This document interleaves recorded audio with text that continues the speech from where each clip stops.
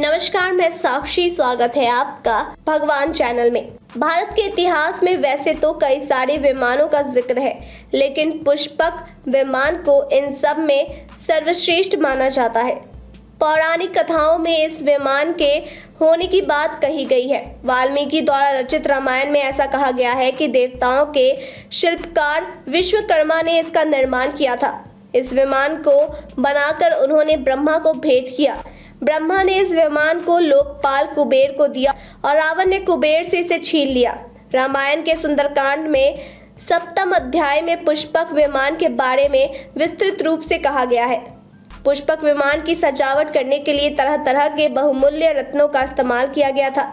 इन रत्नों से कई प्रकार के पक्षी और अलग अलग प्रजातियों के सर्प इस पर बनाए गए थे। साथ ही रत्नों से पुष्पक में कई घोड़े भी बनाए गए थे। पुष्पक एक चमत्कारी वाहन था।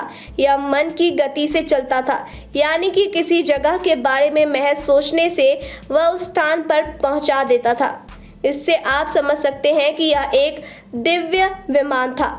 सिर्फ इतना ही नहीं, यह स्वामी की इच्छा के अनुसार छोटा या बड़ा भी हो सकता था। शायद इसी के चलते रावण की पूरी सेना इस पर सवार होकर एक स्थान से दूसरे स्थान का भ्रमण कर सकती थी।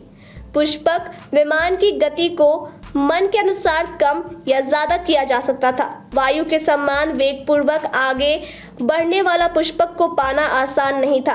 केवल बड़े बड़े तपस्वियों और महान आत्माओं को ही यह प्राप्त हो सकता था। सोने से निर्मित इस विमान की बात ही कुछ और थी। धन्यवाद।